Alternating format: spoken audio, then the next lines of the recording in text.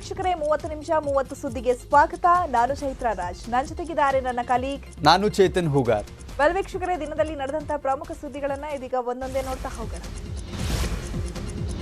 ಕೇಂದ್ರ ಬಜೆಟ್ ಮಂಡನೆಯಾಗಿದೆ. ಈ ಬಾರಿ ದೇಶದ ಜನತೆಗೆ ಮೋದಿ ಸರ್ಕಾರ ಭರ್ಜರಿ ಗಿಫ್ಟ್ ಕೊಟ್ಟಿದೆ. ಹೊಸ ತೆರಿಗೆ ವಿಧಾನದ ಅಡಿಯಲ್ಲಿ ವೈಯಕ್ತಿಕ ಆದಾಯ ತೆರಿಗೆ ವಿನಾಯಿತಿ ಮಿತಿಯನ್ನ 7 ಲಕ್ಷ ರೂಪಾಯಿಗೆ ವಿಸ್ತರಣೆ ಮಾಡಿರುವುದಾಗಿ ಕೇಂದ್ರ ಹಣಕಾಸು ಸಚಿವೆ ನಿರ್ಮಲಾ ಸೀತಾರಾಮನ್ ಘೋಷಣೆ ಮಾಡಿದ್ದಾರೆ. 2023-24ನೇ ಸಾಲಿನ ಬಜೆಟ್ ಮಂಡನೆ ಮಾಡಿದ ಅವರು ಆದಾಯ ತೆರಿಗೆ ವಿನಾಯಿತಿ ಮಿತಿಯಲ್ಲಿ ಬದಲಾವಣೆಯನ್ನ ಘೋಷಿಸಿದ್ದಾರೆ. Now I come to what everyone is waiting for. Personal income tax. I have 5 major announcements to make in this regard. These primarily benefit our hard-working middle class. The first one concerns rebate. Currently, those with income up to 5 lakh do not pay any income tax in both old and new regimes. I propose to increase the rebate limit to 7 lakhs in the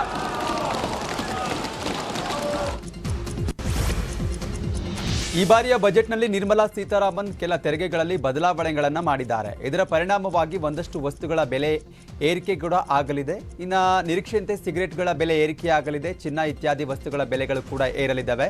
ಆದರೆ ಅತ್ಯಗತ್ಯ ಬೆಲೆಗಳು ಏರಿಕೆ ಮಾಡದೇ ಇರುವುದು ಕೂಡ ಗಮನಾರ್ಹವಾಗಿದೆ. ಅಗತ್ಯವಲ್ಲದ ವಸ್ತುಗಳಾದ cigarette, ಚಿನ್ನ, ರಬ್ಬರ್ ಇತ್ಯಾದಿಗಳಿಗೆ ಹೆಚ್ಚು ಸುಂಕ ಹಾಕಲಾಗಿದೆ.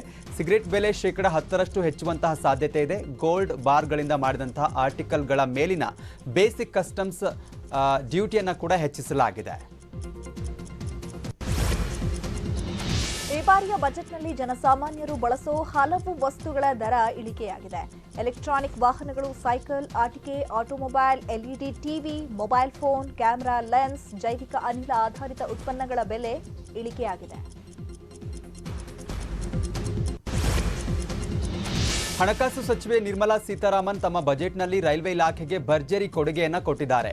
2.4 ಲಕ್ಷ ಕೋಟಿಯನ್ನು ರೈಲ್ವೆಗೆ ನೀಡಲಾಗಿದೆ. ಇದು ರೈಲ್ವೆ ಇಲಾಖೆಯ ತನ್ನ ಇತಿಹಾಸದಲ್ಲೇ ಸಿಕ್ಕಿರುವಂತಹ ಗರಿಷ್ಠ ಮೊತ್ತವಾಗಿದೆ. ಬಜೆಟ್ ಮಂಡನೆ ವೇಳೆ ಈ ವಿಷಯವನ್ನು ತಿಳಿಸಿದಂತಹ ನಿರ್ಮಲಾ ಸೀತಾರಾಮನ್ 2013-14ರ ಬಜೆಟ್ನಲ್ಲಿ ಕೊಟ್ಟಿದ್ದಕ್ಕಿಂತ 9 ಪಟ್ಟು ಹೆಚ್ಚು ಮೊತ್ತವನ್ನು ಈ ಬಾರಿ ಕೊಡಲಾಗಿದೆ ಅಂತ ಹೇಳಿದ್ದಾರೆ.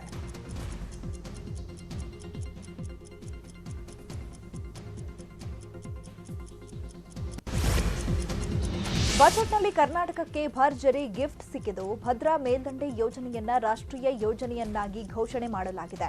ಈ ಮೂಲಕ ಭದ್ರಾ ಮೇಲ್ದಂಡೆ ಯೋಜನೆ ರಾಜ್ಯದ ಪ್ರಥಮ ರಾಷ್ಟ್ರೀಯ ನೀರಾವರಿ ಯೋಜನೆಯಾಗಿ ಹೊರಹೊಮ್ಮಿದೆ. ಬಜೆಟ್ ಭಾಷಣದಲ್ಲಿ ನಿರ್ಮಲಾ ಸೀತಾರಾಮನ್ ಈ ಯೋಜನೆಗೆ 5,300 ಕೋಟಿ ಹಣವನ್ನ ಮೀಸಲು ಇಡಲಾಗಿದೆ ಅಂತ ಪ್ರಕಟಿಸಿದ್ದಾರೆ. ಜಲಸಂಪನ್ಮೂಲ ಸಚಿವ ಗೋವಿಂದ ಕಾರಜೋಳ ರಿಯಾಕ್ಟ್ ಮಾಡಿದ್ದು, ಯೋಜನೆಗೆ 23,000 ಕೋಟಿ ವೆಚ್ಚವಾಗಲಿದ್ದು ಸದ್ಯ 16,000 ಕೋಟಿ ವೆಚ್ಚದ ಕೆಲಸ ಬಾಕಿ ಇದೆ ಅಂತ ಹೇಳಿದ್ದಾರೆ. ಸಿಎಂ ಕೂಡ ಕೇಂದ್ರ ಸರ್ಕಾರಕ್ಕೆ ಧನ್ಯವಾದ ತಿಳಿಸಿದ್ದಾರೆ. ಬಹುಶಃ ದೇಶದ ಇತಿಹಾಸದಲ್ಲೇ ಯಾವ ರಾಜ್ಯಕ್ಕೂ ಕೂಡ ನ್ಯಾಷನಲ್ ಪ್ರಾಜೆಕ್ಟ್ ಅಂತ ಹೇಳಿ, ರಾಷ್ಟ್ರೀಯ ಯೋಜನೆ ಅಂತ ಹೇಳಿ ಕೇಂದ್ರ ಸರ್ಕಾರ ಇಷ್ಟೊಂದು ದೊಡ್ಡ ಮೊತ್ತದ ಹಣವನ್ನು ಕೊಟ್ಟಿಲ್ಲ. ಎಲ್ಲರಿಗೂ ರಾಜ್ಯದ ಜನತೆಯ ಪರವಾಗಿ ನಾನು ವಿಶೇಷವಾದಂಥ ಕೃತಜ್ಞತೆಗಳನ್ನು ಸಲ್ಲಿಸಲಿಕ್ಕೆ ಭದ್ರಾ ಮೇಲ್ದಂಡೆ ಯೋಜನೆಗೆ ಈ ಬಾರಿ ಬಜೆಟ್ನಲ್ಲಿ 5,300 ಕೋಟಿ ಈಗಾಗಲೇ ಘೋಷಣೆಯಾಗಿದೆ. ಅದನ್ನು ನಾನು ಸ್ವಾಗತವನ್ನು ಮಾಡ್ತಾ ಇದ್ದೇನೆ. ಬಹಳ ಪ್ರಮುಖವಾಗಿರುವಂಥ ಯೋಜನೆ. ಮಧ್ಯ ಕರ್ನಾಟಕದ ಬರಗಾಲ ಪೀಡಿತ ಬಿಸಿಲು ಪ್ರದೇಶದ ನಾಡಿಗೆ 1 ಲಕ್ಷಕ್ಕಿಂತ ಹೆಚ್ಚು ಎಕರೆ ಪ್ರದೇಶಕ್ಕೆ ನೀರಾವರಿ ಮತ್ತು ಕುಡಿಯುವ ನೀರಿನ ಮಹತ್ವದ ಒಂದು ಯೋಜನೆ. ರಾಷ್ಟ್ರೀಯ ಯೋಜನೆಯಾಗಿ ಮಾಡಲು ಈಗಾಗಲೇ ಪ್ರಸ್ತಾವನೆ ಕೇಂದ್ರ ಸರ್ಕಾರದಲ್ಲಿತ್ತು. ಅದರ ಅನ್ವಯ ಇವತ್ತು 5,300 ಕೋಟಿ ರೂಪಾಯಿಯನ್ನು ಅವರು ಕೊಟ್ಟಿರುವಂಥದ್ದು ಅತ್ಯಂತ ಸ್ವಾಗತಾರ್ಹ ಅಂತ ನಾನು ಹೇಳ್ತೀನಿ. 2023ರ ಬಜೆಟ್ ಮಂಡನೆ ವೇಳೆ ಹಳೆಯ ವಾಹನಗಳ ಗುಜರಿ ನೀತಿಯ ಪ್ರಸ್ತಾಪ ಮಾಡ್ತಿದ್ದಾಗ ನಿರ್ಮಲಾ ಸೀತಾರಾಮನ್ ಬಾಯಿ ತಪ್ಪಿ ಆಡಿದ ಒಂದು ಪದ ರಸಪ್ರಸಂಗಕ್ಕೆ ಕಾರಣವಾಯಿತು. ಓಲ್ಡ್ ಪೆಲ್ಯೂಂಟೆಂಟ್ ಎನ್ನಬೇಕಾಗಿದ್ದಂಥ ಅವರು ಬಾಯಿ ತಪ್ಪಿನಿಂದ ವರ್ಲ್ಡ್ ಪಾಲಿಟಿಕಲ್ ಅಂತ ಹೇಳಿದ್ರು. ಇದು ಆಡಳಿತ ಹಾಗೂ ಪ್ರತಿಪಕ್ಷಗಳ ಸಾಲಿನಲ್ಲಿ ಸಣ್ಣ ಸಂಚಲನ ಹಾಗೂ ನಗೆಯ ಅಲೆಗೂ ಕೂಡ ಕಾರಣವಾಯಿತು. ಆಗ ತಮ್ಮ ತಪ್ಪನ್ನ ವಿಭಿನ್ನ ರೀತಿಯಲ್ಲಿ ಸಮರ್ಥಿಸಿಕೊಂಡಿರುವಂತಹ ನಿರ್ಮಲಾ ಗುಜರಿ ವಾಹನವೂ ಬೇಡ, ಗುಜರಿ ರಾಜಕೀಯವೂ ಬೇಡ ಅಂತ ಹೇಳಿದ್ದಾರೆ. Vehicle replacement is an important continuing policy, replacing the old political,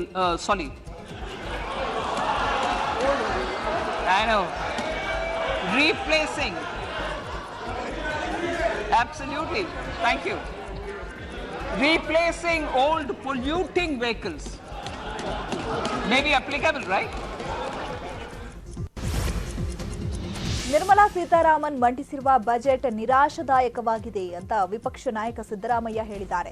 Manmohan Singh ಅಧಿಕಾರದಿಂದ ಇಳಿಯುವಾಗ 54 ಲಕ್ಷ ಕೋಟಿ ಸಾಲವಿತ್ತು. ಈಗ 118 ಲಕ್ಷ ಕೋಟಿ ಸಾಲ ಮಾಡಿದ್ದಾರೆ. ಹೀಗಾಗಿ ಇದೊಂದು ನಿರಾಶಾದಾಯಕ ಬಜೆಟ್ ಅಂತ ಸಿದ್ದರಾಮಯ್ಯ ಹೇಳಿದ್ದಾರೆ. ಈ ಬಜೆಟ್ ಇದೆಯಲ್ಲ ಅತ್ಯಂತ ನಿರಾಶಾದಾಯಕ ಬಜೆಟ್. ಕೃಷಿಗೆ, ನೀರಾವರಿಗೆ, ಯಾಕಂದ್ರೆ ರೈತರ ಆದಾಯ ಡಬಲ್ ಮಾಡ್ತೀವಿ ಅಂತ ಹೇಳಿದ್ರಲ್ಲ, ಕೃಷಿಗೆ, ನೀರಾವರಿಗೆ, ಗ್ರಾಮೀಣಾಭಿವೃದ್ಧಿಗೆ, ಕೈಗಾರಿಕೆಗೆ, ಸಮಾಜ ಕಲ್ಯಾಣ ಇಲಾಖೆಗೆ ಹೆಚ್ಚೇನು ಮಾಡಿಲ್ಲ.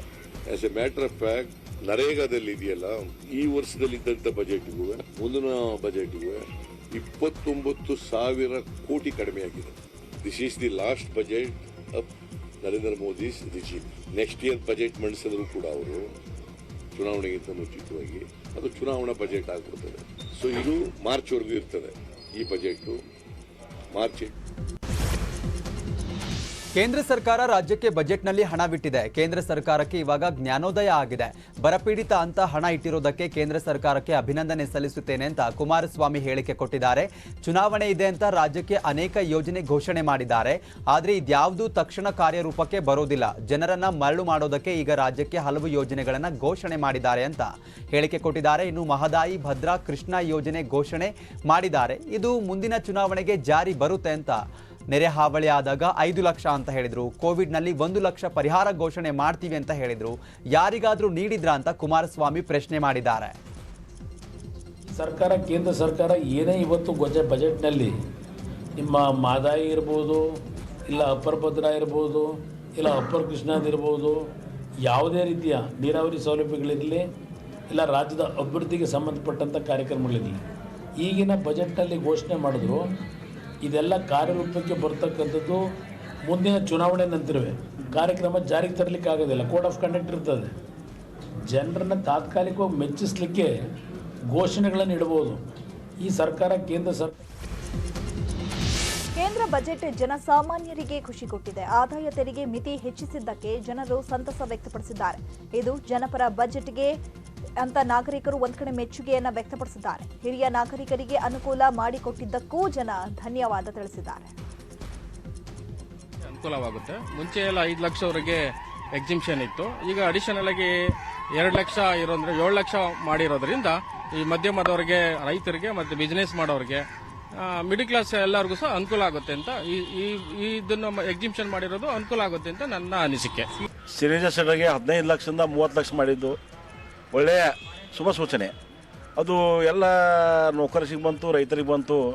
ಒಂದು ಒಳ್ಳೆಯ ಸೂಚನೆಯನ್ನು ನಮ್ಮ ಪ್ರಧಾನಮಂತ್ರಿಗಳು ಹಾಗೂ ಸಚಿವರು ಕೂಡ ಮಾಡಿದ್ದಾರೆ. ಹಾಗೂ ರೈತರಿಗೆ 5 ಲಕ್ಷ ರೂಪಾಯಿಂದ ಏನು ಯಾವುದೂ ಟ್ಯಾಕ್ಸ್ ಇಲ್ಲ ಮಾಡಿದ್ರಲ್ಲ, ಅದು 7 ಲಕ್ಷವರೆಗೆ ಏರಿಸಿದ್ರೆ ಅದಕ್ಕೂ ನಾನು ಅವ್ರನ್ನ ಸ್ವಾಗತ ಮಾಡುತ್ತೇನೆ. ಸೀನಿಯರ್ 30 ಲಕ್ಷದೊಳಗೆ ಮಾಡಿದ್ರು ಭಾಳ ಒಳ್ಳೆಯದು. 30 ಲಕ್ಷ ಸೀನಿಯರ್ ಸಿಟಿಜನ್ ಒಳಗೆ ಇವಾಗ 7 ಲಕ್ಷ ಮಾಡಿದಾರಲ್ಲ, ಅದು ಸ್ವಲ್ಪ ಒಳ್ಳೆಯದಾಗ ಮಾಡಿದ್ದಾರೆ ಬಜೆಟಲ್ಲಿ. ಇವತ್ತು ರೈತ ಬೆಳೆ ಬೆಳಿತಾನೆ, ಇವತ್ತು ಸ್ವಲ್ಪ ಬೆಳೆ ಜಾಸ್ತಿ ಬೆಳಿತಾನೆ. ಇವತ್ತೆಲ್ಲ ಬೆಳೆ ರೇಟನ್ನು ಕೊಟ್ಟಿದ್ದಾರೆ. ಈಗ ರೇಟಿನ ತಕ್ಕಂದ್ರೆ ಇನ್ನೂ ಜಾಸ್ತಿ ಮಾಡಿದರೆ ನಮಗೆ ಒಳ್ಳೆಯದು. ಕೇಂದ್ರ ಸಚಿವೆ ನಿರ್ಮಲಾ ಸೀತಾರಾಮನ್ ಹುಟ್ಟಿದ್ದು ಕರ್ನಾಟಕ ಮೂಲದ ಸೀರೆ. ಹೌದು, ಬಜೆಟ್ ಮಂಡನೆ ವೇಳೆ ನಿರ್ಮಲಾ ಸೀತಾರಾಮನ್ ನವಲಗುಂದದ ಕಸೂತಿ ಕಲೆಯ ಸೀರೆ ಧರಿಸಿದ್ರು. ಕೈಮಗ್ಗದಲ್ಲಿ ನೇಯ್ದಿರುವಂತಹ ಇಳಿಕಲ್ ರೇಷ್ಮೆ ಸೀರೆಯಲ್ಲಿ ನವಲಗುಂದದ ಕಸೂತಿ ಇದೆ. ಈ ಸೀರೆಯಲ್ಲಿ ಚಿಕ್ಕಪರಾಸ್ ದಡಿ, ತೇರಿನ ಗೋಪುರ, ನವಿಲು, ಕಮಲದ ಕಸೂತಿ ಇದೆ. ಈ ಸೀರೆಯನ್ನ ಕೇಂದ್ರ ಸಚಿವ ಪ್ರಹ್ಲಾದ್ ಜೋಶಿ ಅವರು ಉಡುಗೊರೆಯಾಗಿ ನೀಡಿದ್ರು. ಖುದ್ದು ನಿರ್ಮಲಾ ಸೀತಾರಾಮನ್ ಅವರೇ ಬಣ್ಣವನ್ನ ಆಯ್ಕೆ ಮಾಡಿದ್ರು.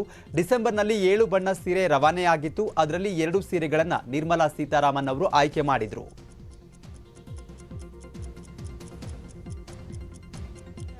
15 ಆದಮೇಲೆ ನಮಗೊಂದು ರಿಕ್ವೆಸ್ಟ್ ಬಂತು ಡಿ ಸಿ ಸರಿಂದ ಮತ್ತು ಟೆಕ್ಸ್ಟೈಲ್ ಡಿಪಾರ್ಟ್ಮೆಂಟಿಂದ, ಯಾರಿಗೂ ಒಬ್ರಿಗೆ VIP ಗೆ ಒಂದು ಸೀರೆ ಬೇಕಾಗಿದೆ, ನೀವು ಮಾಡಿಕೊಡ್ಬೋದಾ ಕಸೂತಿ ಅಂಥೇಳಿ.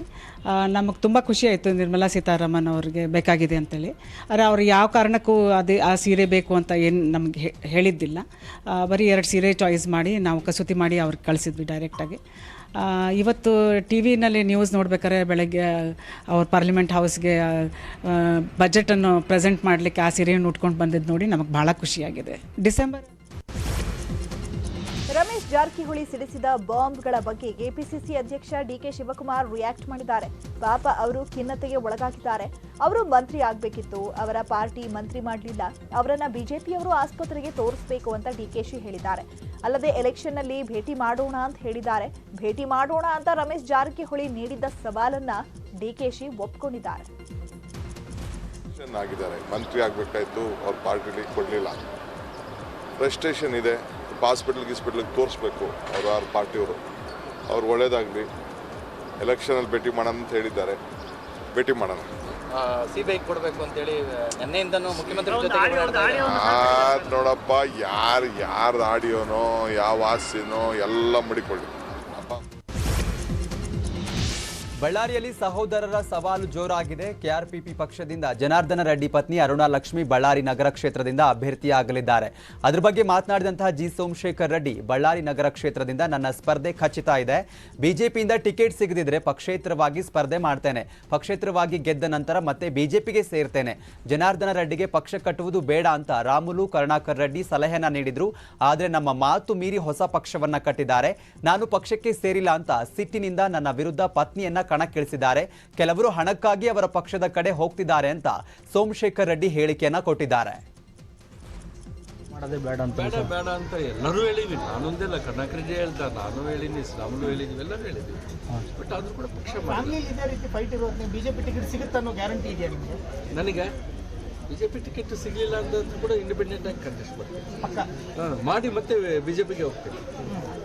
ಅದು ಪಕ್ಕ ಸಿಗಲಿಲ್ಲ ಅಂದಾಗ ಸ್ಪರ್ಧೆ 100% ಖಚಿತ. ಯಾಕೆ ಅಂತಂದ್ರೆ ನನ್ನ ನಗರವನ್ನ ಬಹಳ ಕನಸುಗಳಿಟ್ಕೊಂಡು ನಾನು ಮುನ್ಸಿಪಲ್ ಚೇರ್ಮನ್ ಆಗ್ಲಿಕ್ಕೆ ಕೆಲಸ ಮಾಡ್ತಾರೆ. ಅಷ್ಟೇ, ಪಾರ್ಟಿ ಮಾಡೋದೇ ಬೇಡ. ಟಿಟಿ ರವಿ ಸೋಲ್ತಾರೋ ಗೆಲ್ತಾರೋ ಎಂದು ಅಭಿಮಾನಿಗಳು ದೇವರ ಬಳಿ ಭವಿಷ್ಯ ಕೇಳಿದ್ದಾರೆ.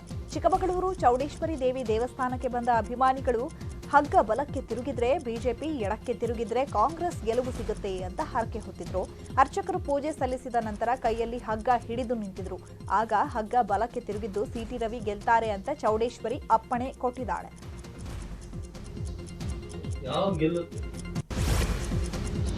ರಮೇಶ್ ಜಾರಕಿಹೊಳಿ ಸಿಡಿ ಬಿಡುಗಡೆ ಕಾಂಗ್ರೆಸ್ ನಾಯಕರು ಬಾಯಿ ಬಿಡ್ತಾ ಇಲ್ಲ. ಪ್ರತಿಯೊಂದಕ್ಕೂ ಕೂಡ ಮೋದಿ, ಬೊಮ್ಮಾಯಿ ವಿರುದ್ಧ ಡಿಕೆಶಿ ಸಿದ್ದರಾಮಯ್ಯ ಮಾತನಾಡ್ತಾರೆ. ಈಗ್ಯಾಕೆ ಡಿಕೆಶಿ ಸಿದ್ದರಾಮಯ್ಯ ಬಾಯಿ ಬಿಡ್ತಿಲ್ಲ ಅಂತ ಮಾಜಿ ಸಚಿವ KS ಈಶ್ವರಪ್ಪ ಪ್ರಶ್ನೆ ಮಾಡಿದ್ದಾರೆ. ಮುಂದೆ ನೋಡಿ ಯಾರ್ಯಾರು ಯಾವ ಜೈಲಿನಲ್ಲಿ ಇರ್ತಾರೆ ಅಂತ. ಮಾನ ಮರ್ಯಾದೆ ಇದ್ದೇ CBI ತನಿಖೆಗೆ ಕಾಂಗ್ರೆಸ್ ಒತ್ತಾಯ ಮಾಡಬೇಕು, ಇಲ್ಲಾಂದ್ರೆ ಡಿಕೆಶಿ ಕೆಪಿಸಿಸಿ ಅಧ್ಯಕ್ಷ ಸ್ಥಾನಕ್ಕೆ ರಾಜೀನಾಮೆ ಕೊಡಬೇಕು ಅಂತ ಈಶ್ವರಪ್ಪ ಹೇಳಿಕೆ ಕೊಟ್ಟಿದ್ದಾರೆ. ಒಂದು ಸಿಡಿ ಬಿಟ್ಟಿದ್ದಾರೆ, ಅದ್ರ ಮುಖಾಂತರ CBI ತನಿಖೆ ಹಾಕಬೇಕು ಅಂತ ಹೇಳಿದ್ದಾರೆ. ಇನ್ನೂ ಸಾಕಷ್ಟು ನನ್ನ ಹತ್ರ ಇದೆ ಅಂತ ಹೇಳ್ತಾರೆ. ಅವ್ರು ಹೇಳಲಿ, ನಾನು ಇಲ್ಲ ಅಂದಿಲ್ಲ.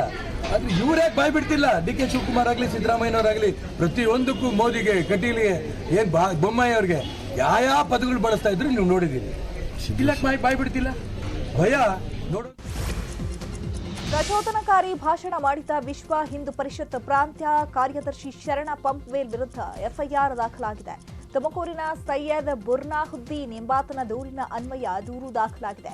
ತುಮಕೂರು ನಗರದಲ್ಲಿ ನಡೆದಿದ್ದ ಶೌರ್ಯ ಸಂಚಲನ ಕಾರ್ಯಕ್ರಮದಲ್ಲಿ ಮಾತನಾಡಿದ ಶರಣ್ ಪಂಪ್ವೇಲ್, ತುಮಕೂರನ್ನ ಹಿಂದುತ್ವದ ಫ್ಯಾಕ್ಟರಿ ಮಾಡ್ತೀವಿ, ಗುಜರಾತ್ ಹತ್ಯಾಕಾಂಡವನ್ನ ಹಿಂದೂ ಪರಾಕ್ರಮ ಎಂದು ಹಾಡಿ ಹೊಗಳಿದ್ರು.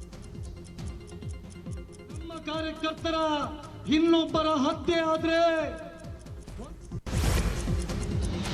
ನಕಲಿ NOC ಪತ್ರ ನೀಡಿ ಅಕ್ರಮವಾಗಿ CBSE ಪಠ್ಯಕ್ರಮದಲ್ಲಿ ಶಾಲೆ ನಡೆಸ್ತಾ ಇರುವಂತಹ ಆರೋಪದ ಹಿನ್ನೆಲೆಯಲ್ಲಿ ಸಾಂದೀಪಿನಿ ಇಂಟರ್ನ್ಯಾಷನಲ್ ಶಾಲೆ ಮುಖ್ಯಸ್ಥ ಲೋಕೇಶ್ ತಾಳಿಕಟ್ಟೆ ಅವರನ್ನ ಪೊಲೀಸರು ವಶಕ್ಕೆ ಪಡೆದಿದ್ದಾರೆ. ಶಿಕ್ಷಣ ಇಲಾಖೆ ಅಧಿಕಾರಿಗಳು ನಕಲಿ NOC ಬಗ್ಗೆ ವಿಧಾನಸೌಧದ ಠಾಣೆಗೆ ದೂರು ನೀಡಿದ್ರು. ಆದ್ದರಿಂದ ಲೋಕೇಶ್ ರನ್ನ ಪೊಲೀಸರು ವಶಕ್ಕೆ ಪಡೆದಿದ್ದಾರೆ. ಅಂಗನವಾಡಿ ಕಾರ್ಯಕರ್ತೆಯರ ಪ್ರತಿಭಟನೆ ಬಗ್ಗೆ ಸಚಿವ ಆಲಪ ಆಚಾರ್ ಪ್ರತಿಕ್ರಿಯೆ ನೀಡಿದ್ದಾರೆ. ಅಂಗನವಾಡಿ ಕಾರ್ಯಕರ್ತೆಯರನ್ನ ಮೊನ್ನೆ ನಾನೇ ಭೇಟಿ ಮಾಡಿದ್ದೇನೆ. ಅವರ ಬೇಡಿಕೆಗಳ ಈಡೇರಿಕೆಗೆ ಪ್ರಯತ್ನ ಪಡ್ತಿದ್ದೇನೆ. ಗ್ರಾಚ್ಯುಟಿ ಏರಿಕೆಗೆ ಸುಪ್ರೀಂ ಕೋರ್ಟ್ ನಿರ್ದೇಶನ ನೀಡಿದೆ. ಸಿಎಂ ಜೊತೆಗೆ ಮಾತನಾಡಿ ಅದನ್ನ ಬಗೆಹರಿಸಿಕೊಡ್ತೇನೆ ಅಂತ ಹೇಳಿದ್ದಾರೆ.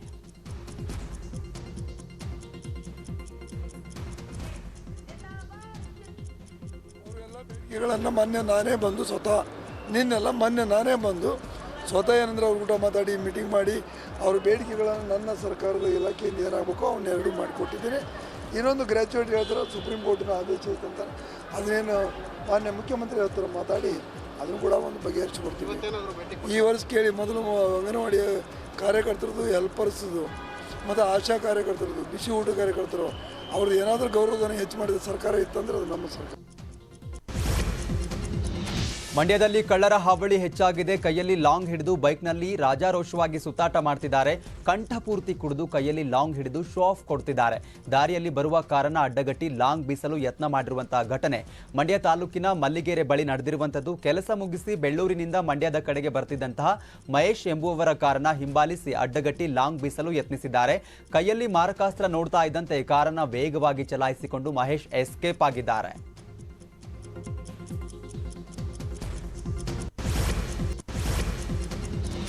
ಇನ್ನುಳಿದ ಪ್ರಮುಖ ಸುದ್ದಿಗಳನ್ನು ನೋಡೋಣ ಸ್ಮಾಲ್ ಬ್ರೇಕ್ ಆದ್ಮೇಲೆ.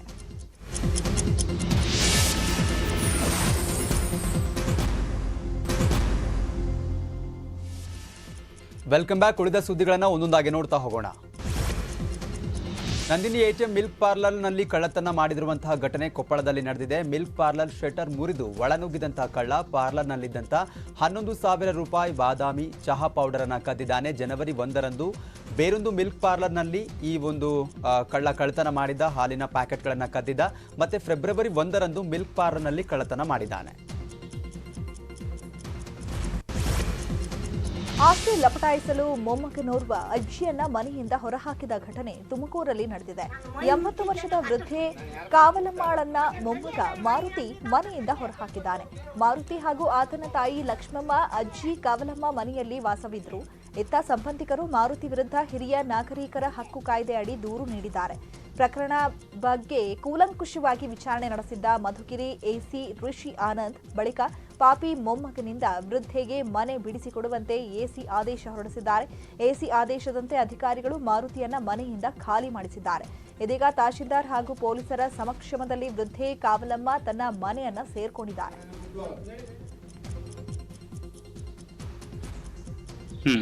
ಒಂದ್ಸರಿ ಮುಚ್ಚಿ ತಗೊಂಡು ಕಟ್ಟಿಸತ್ರಿಂದ ಅವತ್ತು ಓಡೋದ್ವಿ ನಾವು. ನೋಡ್ತಾನೋರಿಲ್ಲ, ನನ್ನ ಮಗನಿಗೆ ಫೋನ್ ಮಾಡಿದ್ದೆ. ನಾನು ಇನ್ನೊಂದ್ಸಾರಿ ವರ್ಷಕ್ಕೆ ಬರಕ್ಕೆ ಬಿಡಲಮ್ಮ, ನಾನು ಬರೋಲ್ಲ ಅಂದೆ. ಮೂರ್ತಾನವ್ರಿಗೆ ಫೋನ್ ಮಾಡಿದ್ದೆ. ಅವರು ಹಬ್ಬಕ್ಕೆ ಹೋಗಿದ್ದು ಅವ್ರು ಟೈಮಲ್ಲಿ ಅವ್ರು ಫೋನ್ ಮಾಡಿ ಬಯ್ಯೋ ಹೊತ್ತಿಗೆ ಅವಾಗ ಹೊರಟೋದ ಕರ್ಕೊಂಡು ಅವ್ರಿಗೆ ಅವತ್ತಿಂದ ಅವಾಗ ಬಂದು ನನ್ನ ಮಗ ಇಲ್ಲಿಗಳಮ್ಮ ಸಹಾಯ ಕೊಡ್ತಾನೆ ಅಂತ ಕರ್ಕೊಂಡಿದ್ದ. ಮಾರಮ್ಮನ ಜಾತ್ರೆಯಿಂದ ಒಂದು ತಿಂಗಳು 1 ವರ್ಷ ಇತ್ತು. ಅವಾಗ ಹೋದಳು ಸ್ವಾಮಿ ನಾನು. ಉತ್ತರ ಪ್ರದೇಶದ ಅಯೋಧ್ಯೆಯಲ್ಲಿ ಶ್ರೀರಾಮ ಮಂದಿರ ನಿರ್ಮಾಣ ಕಾರ್ಯ ಭರದಿಂದ ಸಾಗ್ತಾ ಇದ್ದು, ಇದೀಗ ದೇಗುಲದ ಶ್ರೀರಾಮ ಸೀತಾಮಾತೆ ಮೂರ್ತಿಗಾಗಿ ನೇಪಾಳದಿಂದ ಬೃಹತ್ ಶಾಲಿಗ್ರಾಮ ಕಲ್ಲುಗಳನ್ನು ಭಾರತಕ್ಕೆ ರವಾನಿಸಲಾಗ್ತಿದೆ. ಅಯೋಧ್ಯೆ ಶ್ರೀರಾಮ ಮಂದಿರ ನಿರ್ಮಾಣ ಕಾರ್ಯ ಅಂತಿಮ ಹಂತದಲ್ಲಿದ್ದು, ಗರ್ಭಗುಡಿಯಲ್ಲಿ ಪ್ರತಿಷ್ಠಾಪನೆ ಮಾಡಬೇಕಾಗಿರುವಂತಹ ಭಗವಾನ್ ಶ್ರೀರಾಮ ಹಾಗೂ ಸೀತಾಮಾತೆಯ ಮೂರ್ತಿಗಳ ಕೆತ್ತನೆ ಕಾರ್ಯಕ್ಕೆ ಚಾಲನೆ ನೀಡಲಾಗಿದೆ. ಶ್ರೀರಾಮ ಹಾಗೂ ಸೀತಾಮಾತೆಯ ಪ್ರತಿಮೆಗಳ ಕೆತ್ತನೆಗೆ ನೇಪಾಳದಿಂದ ವಿಶೇಷ ಶಿಲೆ ತರಿಸಿಕೊಳ್ಳಲಾಗ್ತಿದ್ದು, 2 ಬೃಹತ್ ಶಾಲಿಗ್ರಾಮ ಕಲ್ಲುಗಳನ್ನು ಭಾರತಕ್ಕೆ ರವಾನೆ ಮಾಡಲಾಗ್ತಿದ್ದು, ನೇಪಾಳದ ಗಂಡಕಿ ನದಿಯಲ್ಲಿ ಮಾತ್ರ ವಿಶೇಷ ಶಿಲೆಯನ್ನು ವಿಗ್ರಹ ಕೆತ್ತನೆಗೆ ಬಳಸಲಾಗುತ್ತದೆ.